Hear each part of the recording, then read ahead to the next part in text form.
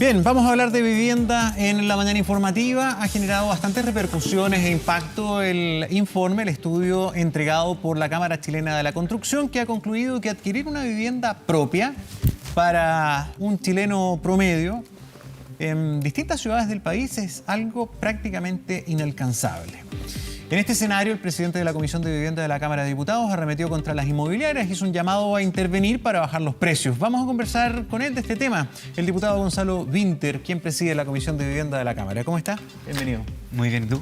Bien, bien. Muchas gracias por la invitación. A ver, cuando revisamos este informe, la Cámara Chilena de la Construcción entrega esta información que habla de un 68% de incremento en los precios, que es una cifra realmente impactante en un lapso de tiempo bastante corto, Sí, claro. bastante breve. Y señala que principalmente acá hay factores bien claros que están incidiendo en esto. Uno, el alza sostenida y muy potente en el precio de los suelos en el país. Y lo otro es las distintas dificultades que hay para hacer una densificación mayor. Esto directamente relacionado con las distintas trabas que tiene el desarrollo inmobiliario, planos reguladores, en fin. ¿Cuál es la visión que ustedes tienen respecto al informe? Sí, a ver, yo creo que lo primero que hay que decir es que yo creo que muy pocos chilenos se sorprendieron mucho con el resultado del informe o con la noticia. Porque todos lo han vivido en la intimidad del hogar, este conflicto, esta situación, esta conversación de pareja, o cada uno consigo mismo, en donde dice, nos queremos ir a vivir a alguna parte, o queremos comprar, o queremos arrendar, y no da por ninguna parte, y la gente dice, pero ¿cómo si nosotros no estamos tan mal? ¿Ya? Y eso se vive de distintas maneras en los distintos segmentos, y eso es bien importante porque afecta a casi toda la población. Porque los segmentos del 40% más vulnerables, que en teoría tienen subsidios, muchos tienen subsidios entregados pero no ejecutados, porque con el subsidio del Estado no tienen dónde comprar un terreno, dónde comprar una casa. Después viene el 16% de los chilenos que el Estado los considera demasiado ricos, Para entregarles ayuda. entre muchísimas comillas, para entregar subsidios, y el banco los considera demasiado pobres para entregarles un crédito. Y después viene otro segmento de chilenos que está ocupando entre un 40 y un 63% de su sueldo, ya sea en dividendo o en arriendo, y subiendo. ¿Ya? La OCDE recomienda un 25%. Dice que 25% del sueldo de una persona en vivienda... ¿Cuántos serán los que destinan el 25%? Bueno, hay un gráfico espectacular que hizo Carlos Aguirre con Francisco Vergara, que está en CIPER, que muestra por quintil y por región cuánto estarían gastando. El problema es que ¿qué pasa con muchos quintiles de muchas regiones que sobrepasan el 100? Es decir, arrendar un departamento normal en esa región, para ese quintil, cuesta más del 100% de su sueldo. Y uno dice, ¿cómo? Entonces, ¿esa gente qué? Esa gente se está yendo a vivir a campamento. Y eso es bien importante. En este periodo en que las inmobiliarias nunca estuvieron tan libres, nunca construyeron tanto, nunca construyeron tan alto, también subieron los precios, aumentó la cantidad de llegados y aumentó la cantidad de campamentos. Y una cifra bien importante es que la Fundación Techo hizo una encuesta a la gente que vive en campamento, y mucha gente cree que la gente que vive en campamento es gente que viene de campamento. Y no. La mayoría de la gente que vive en campamentos vivió en un inmueble razonable alguna vez, pagando arriendo, y simplemente dejó de poder pagar el arriendo. Ese es el fenómeno nuevo. Ese es el fenómeno nuevo. Ahora bien, llegaban a campamentos porque no era claro, la forma de hay mucha historia. Es un retroceso. Claro, la migración campo-ciudad, ¿cierto? Bueno, toda la pericentralidad de Santiago, todo el mundo lo sabe, son tomas de terrenos de mitad del siglo XX, Bueno, de etcétera. hecho, las cifras son solamente comparables en términos de adquisición de vivienda a la década del 80. Retrocedimos a ese nivel. Efectivamente. Entonces, yo quiero decir que no es que yo haya arremetido contra la inmobiliaria, ¿ya? Lo que pasa es que lo que pasó ayer es algo muy interesante. Es la Cámara Chilena de la Construcción la que prende las alarmas, mostrando el ranking en que peor estamos. Yo estoy de acuerdo con que estamos en una crisis severa, pero por ejemplo en el ranking de la OCDE, Chile está 12 y la Cámara pone el que está 1. ¿Ya? O sea, ellos prenden la alarma de la forma más aguda posible y luego dan las explicaciones. Y no es que yo haya arremetido contra la inmobiliaria, es que creo que sus explicaciones no están fundamentadas y que si uno analiza a los expertos, a los que analizan los números en esta cuestión, no te da que las razones que ellos esgrimen son las razones que justifican el alza del precio. ¿Cuáles son entonces pero además, las razones que ellos esgrimen, todas llevan naturalmente a que lo que debería hacer Chile para bajar los precios es aumentar la ganancia de las mismas inmobiliarias. Entonces es como bien raro, es como que la Asociación de Médicos dijera, hay problemas de salud, lo que deberíamos hacer es duplicarle el sueldo a todos los médicos. obviamente uno tendría que entrar a decir, a ver, déjame revisar si es que efectivamente esa es la medida. Ellos están diciendo, siempre basándose en el mercado y la oferta y la demanda, es déjenos densificar más, tengamos más permisos para construir, más propiedades van a haber y esto va a hacer bajar los precios. Bueno, eso ocurriría en un mercado normal, ¿ya? Chile es un caso de estudio porque en los años 80 se tomó la decisión de que la ciudad de Santiago, por ejemplo, fuera el mercado el que determinara, ¿cierto?, la expansión de la ciudad. Y esto es un caso de estudio sobre las anomalías del mercado del suelo, pero en todo el mundo es un caso de estudio, está como en el manual. ¿Por qué? Porque ¿qué es lo que pasó? El sector inmobiliario dijo, si ustedes nos dejan construir donde queramos, vamos a construir casas para todos y todo el mundo tendrá casa. Y cuando todo el mundo tiene casa, la gente no anda buscando casa, por lo tanto, todos los precios bajan y todos quedamos contentos. ¿Qué pasó? Que al parecer se dieron cuenta que la sociedad chilena no era una sociedad igual en cantidad de plata que tenía cada ciudadano. Por lo tanto, muchas personas compraron grandes paños de terreno, empezó la especulación inmobiliaria, ¿ya? Y empezó una lucha por comprar terreno, porque ahora que se podía construir en cualquier parte, digamos, tener un terreno ya no era tener un lugar donde construir tu casita y vivir, sino que era una tremenda inversión. Podías aguantar 30 años sin hacer nada y podías con eso, ¿cierto?, jubilarte. Y lo que pasó fue que justamente subieron los precios, porque el suelo pasó de ser un lugar para vivir a un lugar de inversión. A un lugar de inversión. El problema es que ni siquiera el precio del suelo hoy día justifica el alza. O sea, si uno analiza los gráficos, obviamente la subida de los sueldos no justifica el alza de los precios. Los materiales de la construcción tampoco, porque no estamos en un momento en que hayan subido ni el cemento, ni los fierros, ni la mano de obra, ¿cierto? Pero hay otro factor, que es, además de la especulación del suelo, que estaba hablando anteriormente, la acumulación de muchos inmuebles en pocas manos, exentos de pago de contribuciones, ¿ya? Y está el factor de la financiarización de la vivienda. Voy a poner un ejemplo sobre las contribuciones. Un estudio del Servicio de Impuestos Internos analizó que las 950 personas naturales que más inmuebles tenían exentos de contribuciones, por DFL2, ¿cierto? Significa que son, para explicarle a la gente, son de una cantidad de metros cuadrados que están exentos porque en teoría, cuando se hizo esa regulación, eso era un departamento chico, es decir, se decía, es una persona humilde, no le vamos a cobrar contribuciones. Bueno, las 900 personas naturales, menos de 140 metros cuadrados, las 950 personas que más inmuebles tenían entre ellas, juntaban 17.000 inmuebles exentos de contribuciones. Entonces, eso es un subsidio encubierto que tiene el Estado al sector inmobiliario, ¿ya? Otra cosa importante, una cifra que yo creo que es bien relevante, de todas las departamentos, o sea, de todos los inmuebles construidos y entregados en propiedad a través del mercado en el año 2018, solo el 2,5% fue a parar a manos de personas del 40% más vulnerables. Entonces la gente en su casa dirá, entonces las inmobiliarias están construyendo para las clases medias, los sectores acomodados. No, porque son departamentos chiquititos, en barrios no tan bien ubicados. Entonces dirán, ¿cómo? Si no van a parar a las personas más vulnerables, ¿a quién van a parar?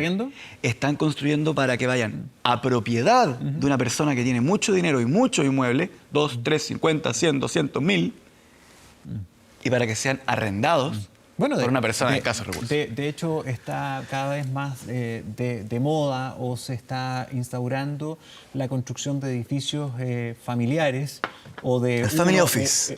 Claro, que construyen con capitales, ¿verdad?, entre dos personas o entre pocas personas, un edificio con el fin absoluto de que no se venda ni uno, sino que sean todos arrendados. En Chile todavía estamos bajo en eso, pero creciendo. Estamos muy abajo, pero la curva va para arriba, la tendencia va para arriba. Que claro, es bien importante señalárselo a las personas, sobre todo en Santiago Centro en los últimos años se aprobaron muchos family office que le llaman, que es un edificio que tiene un solo dueño de todos los departamentos y ningún departamento está en venta, sino que todos están en arriendo. Ahora, ¿esto es necesariamente malo o es parte de un proceso propio de las grandes ciudades? Lo pregunto porque, por ejemplo, en otros países más desarrollados, comprarse una casa es algo que no está ni siquiera en los sueños de las personas. O sea, ellos tienen súper claro que la chance siempre es arrendar. Comprarse un departamento de 20 metros cuadrados en París o incluso en España, con crisis y todo, es tremendamente carísimo. O sea, la opción de arriendo la tienen todos clara. A ver, el problema que tenemos acá es que no es que la falta de acceso a la vivienda en propiedad esté solucionado por el arriendo.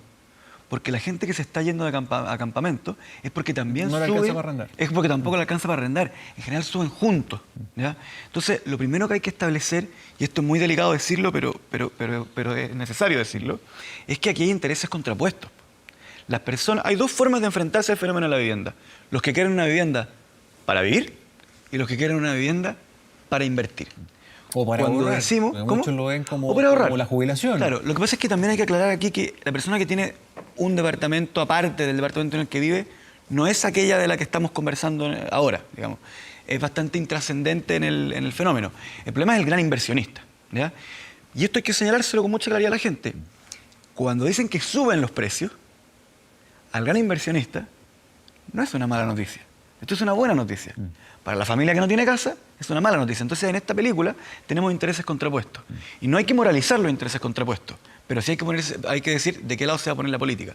Y aquí, que en grandes ciudades ocurra, porque en grandes ciudades efectivamente ha ocurrido, no significa que no sea un problema, porque de hecho en grandes ciudades también han habido crisis, han habido movilizaciones bien graves, han habido burbujas que han estallado. O sea, en España, en Alemania, en Australia, en Ámsterdam, han habido problemas muy graves con esta situación.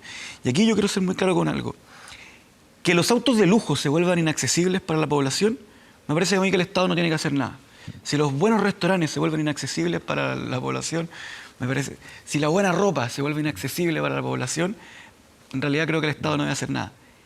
El problema es que todo el mundo necesita vivir en alguna parte. Claro que sí. Todo el mundo necesita dormir esta noche en alguna parte. ¿Cómo lo haces? Porque intervenir en el mercado, ¿qué puede hacer el Estado al respecto? No solamente con las construcciones, no solamente con los departamentos, con el precio de los suelos, que es uno de los factores. Mira, ayer de repente te llegan correos electrónicos de esos que tú no sabes por qué, pero en fin. Y fíjate que me llegó un correo electrónico promocionando por parcelas. Ya. Pero me llamó la atención porque son parcelas, son terrenos que están en Coyhaique, al límite con la carretera Austral. O sea, te estoy hablando de el sur de Chile. Paréntesis, qué lugar más bonito. Una maravilla, sobre todo por el contexto hídrico y todo, puede ser muy interesante. Pero hace no mucho tiempo, pensar en comprar una parcela allá tan lejos era bastante más barato. Sí, po. Hoy día, por sitios de 2.000 metros cuadrados allá, lejos, tú no gastas menos de 7, 8, 10 millones de pesos. ¿Qué se puede hacer? ¿Cómo bajas tú los precios? Vamos por parte. Aclarar que la gente entienda, quiero repetir una cosa. El pequeño inversionista, porque a mí también me pasa que desde que me puse a hablar de temas de vivienda, también en mis redes sociales me ofrecen, digamos, inversiones, ¿ya? Y es como, no, pues amigo, yo estoy hablando. Y del otro lado, les digo, ¿ya? No son pequeños inversionistas. Hay pequeños inversionistas, pero eso no son el problema. Aquí hay fondos internacionales que están invirtiendo. Efectivamente, cuando uno antiguamente pensaba comprar una parcela en Coyhaique, que es algo barato, es porque no estabas compitiendo con un fondo internacional chino que está comprando terrenos en todo el mundo por internet. Y que no compra 5.000 metros cuadrados. Y que no compra 5.000 metros cuadrados. Entonces, eso es bien importante. Cuando salen al mercado juntos, la familia de la pericentralidad de Santiago, la familia de la Villa Millalemu, que estuve ayer en la granja hablando de esto, que no tiene, una familia que no tiene casa, sale a buscar un lugar donde vivir, está compitiendo con un fondo internacional chino que está en un computador comprando terrenos en todo el mundo. Países que no va a visitar, ¿eh? Compra el terreno para después, le dicen, este va a subir de precio en tanto por ciento, en tanto tiempo, por lo tanto lo tienes 10 años y lo vendes más caro, ¿ya? Hay políticas que se pueden hacer para bajar los precios, pero sin duda hay cientos de políticas con las cuales se puede bajar el precio, más invasivas con el mercado, menos invasivas, etc. Y antes de enumerar algunas que yo creo que son positivas, decir que Chile no está haciendo ninguna, porque nuestra política pública de vivienda es tan potentemente ideologizada con la idea de que el mercado lo solucionará, ¿ya? Que finalmente lo que termina haciendo es ponerse del lado del inversionista, en esta contradicción que yo explicaba entre que hay intereses contrapuestos entre quien busca una casa para vivir y entre quien quiere comprar 100, 200 departamentos para invertir. No les conviene lo mismo. Chile finalmente, su política pública de vivienda se pone del lado del inversionista. Y hoy día tenemos un Estado que está esclavo de este mercado porque reparte subsidios y no puede construir casas con los subsidios que reparte, porque el Estado no puede comprar suelo porque no le alcanza. ¿Ya? ¿Qué medidas Por ejemplo, son las que ves como positivas hay algunas o que- aplicables para intervenir este mercado? Hay algunas que se ocupan en todo el mundo, por ejemplo, lo que se está hablando ahora que es la recuperación de plusvalía. El Estado pierde mucha plata en Chile haciendo inversiones públicas. Por ejemplo, el banco sabe que va a estar el metro en un lugar, se compra todos los terrenos aledaños y ahí son todos los chilenos, hasta los más pobres que pagan IVA, los que construyen la estación de metro y finalmente toda la plata de esa inversión se la lleva el especulador del suelo que finalmente compró todo el paño y fue por una inversión del Estado que se hizo rico porque el tipo no hizo suelo. El tipo no mejoró su suelo. Fuimos todos los chilenos los que... Entonces, si tú ganaste mucha plata, o sea, si tu terreno ganó mucha plata, si el suelo ganó mucha plata, por una inversión estatal, tienes un impuesto especial. ¿Cómo Vamos a haces contribución. para evitarlo? ¿Cómo Porque para evitarlo? Para evitarlo, o sea, es absolutamente lícito, válido, legal dentro No, de claro, lo que pasa es que hoy hay día muchos sistemas en el mundo... un banco compre un paño o se compre Sí, claro. toda la orilla del metro. Hay un sistema que se ocupa en muchos países del mundo en donde se define un polígono que está alrededor de una inversión estatal y se establece una ganancia máxima y el resto hay una tasa cuando obviamente si es que lo compra un inversionista, porque ahí hay una diferenciación, ¿cierto? Porque si tú pones el metro en La Pintana, las familias que están alrededor, que son pintaninos, digamos, a eso se les permite extraer plusvalía, es parte de la Pero inversión eso tienes que social. cambiar la ley. ¿Cómo? Pero por supuesto. ¿Y crees Ahora, que hay agua en la piscina para cambiar la ley? es que estamos ¿En ese recién, favor? estamos recién discutiendo estas cosas y para serte bien honesto, yo creo que el debate público en vivienda está bastante capturado por el interés de la inmobiliaria, que son además lo que lo hacen los estudios. De hecho, si uno sale a preguntar afuera, te van a decir cuál es el problema, te van a decir el exceso de regulaciones, la falta de suelo y los expertos en realidad lo han, Pero lo han- en todas lo han las áreas refutado. pasa lo mismo, ¿ah? Y el desafío ahí para ustedes los parlamentarios es precisamente encontrarle la brelata, Bueno, porque en todo hay intereses. para O sea, eso- en para el eso Código de estamos- Agua hay mucho interés. Para eso en el estamos los tema- diputados que llevamos un año y medio nomás y que estamos... ¿Puedo A propósito, enumerar perdón, un poquito más? antes sí. Porque hay una de contribuciones que tiene que ver con 24 horas. Ya vamos a ir, pero a propósito de los cambios de leyes que tienen impacto, por ejemplo, en el mismo precio de las viviendas. ¿Fue bueno que en la reforma tributaria del 2016 se le pusiera IVA a las propiedades? Porque hay mucha gente que, a pito de Sí, este tema, claro. te escribe, te dice, oye, pero más lo que se llenan la boca con mejores precios y qué sé yo, y resulta que a nosotros que somos de clase media, ahora tenemos que pagar el IVA. Antes no teníamos que pagar el IVA y nos sale mucho más caro comprar propiedad. Yo tengo la idea de que el IVA no tuvo un impacto significativo en el precio de las viviendas. ¿No? Y eso es bien importante. De nuevo, la Cámara Chilena de la Construcción estableció una agenda con mucha claridad que dice 3 puntos. Esto es culpa del IVA, esto es culpa del exceso de regulación y esto es culpa de la escasez de suelo. Yo creo que no es ninguna de las tres. Pero un Y que 19% más. Voy a explicarlo. El costo del terreno es bastante importante a la hora de configurar el precio, ¿ya? Y en realidad el terreno no tiene el IVA, sino que lo tiene la construcción, ¿ya? La construcción en sí mismo es un porcentaje no tan alto de lo que es el precio de la vivienda. Y si uno analiza, por ejemplo, la tasa de ganancia de las inmobiliarias, o sea, la pura ganancia, es extremadamente alto comparado con el mundo y es un porcentaje mucho mayor que la influencia de los costos de la producción del inmueble, y los costos de la producción del inmueble son los que absorben el IVA. No sé si me explico. Pero además, si uno analiza la historia de esta alza, uno analiza la curva, la verdad es que el impacto del cobro del IVA tiene muy poca incidencia. Ya, pero entonces lo que yo está más bien. veo Sí, es sí, sí. un sector que está ganando mucha plata pidiendo, rebájenme los impuestos. Esos son otros elementos a considerar, sin duda. Pero ponerle IVA es más pelo a la sopa. Sí, Si pero... estamos hablando de alza de precio. Ok, pero Sin IVA es el precio más bajo. Pero para no meterme en un tema estrictamente tributario, porque es un enredo, porque además estamos en medio de una reforma, yo sí quiero señalar que el IVA no explica el alza de precios de la vivienda. En su ¿ya? totalidad. Pero es un factor, ¿o no? Pero es un factor, pero es que tan menor, Ya. tan menor que incluso hay algunos expertos como Javier Ruiz Tagle, Ivo Gasic, Pablo Trivelli, que están diciendo que en realidad no tuvo impacto. ¿ya? Entonces, a mí me gustaría que la Cámara Chilena de la Construcción también presente números. Porque ellos en realidad, a nosotros a veces dicen mucho eslogan, pero en realidad ellos son bien de eslogan. ¿ya? O sea, exceso de regulación, sube el precio. A ver, ¿por qué? A ver, muéstrame los números. Po. ¿Escasez de suelo? ¿Escasez de suelo en Santiago?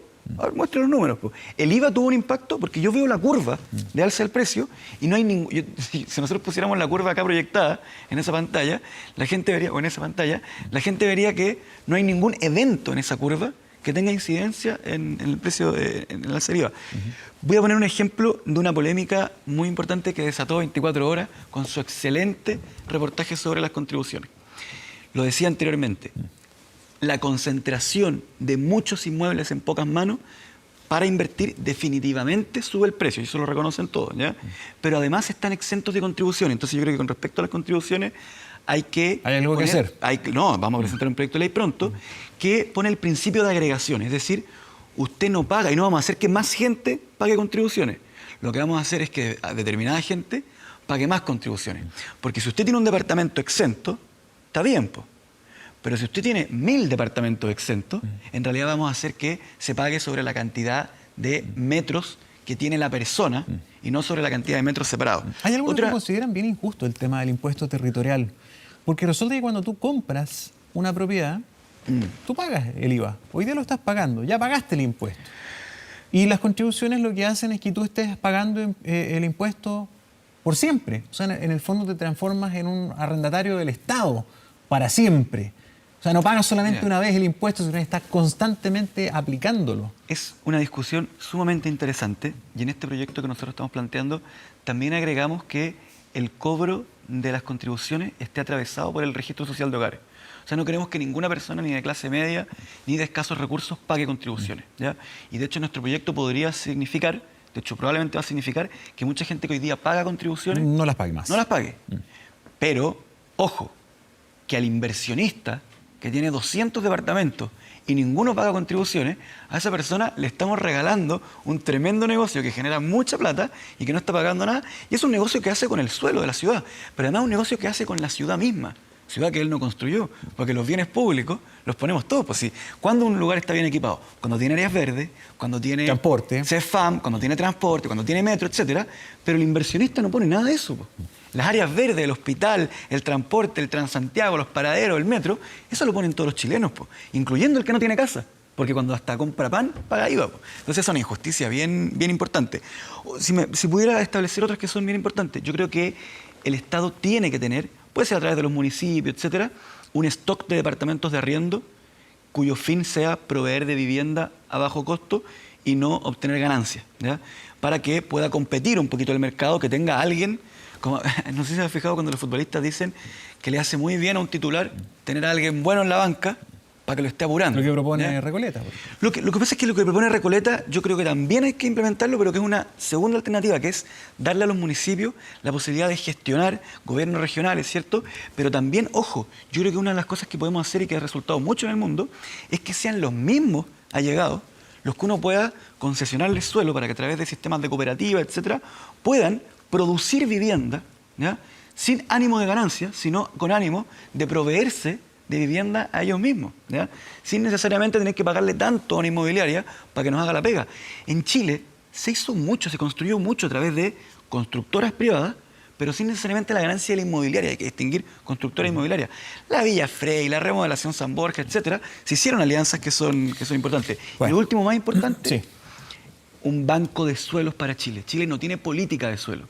Los comités pelean por aquí y por allá a ver si me lo compran o no, van al Servio, de repente les va bien, de repente les va mal. El Estado todavía tiene muchísimo suelo, pero en manos de carabineros, del ejército, de un hospital, de ferrocarril, etcétera. Yo creo que como sociedad deberíamos decir, a ver, déjeme ver una cosa. Yo a este hospital le entregué un terreno para que me diera salud. A los militares le entregué un terreno para que me dieran, qué sé yo, para que defiendan la soberanía de la nación. No para que hagan negocios inmobiliarios.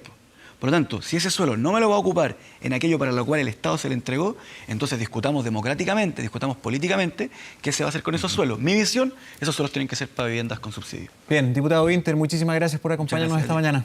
Que tenga buen día.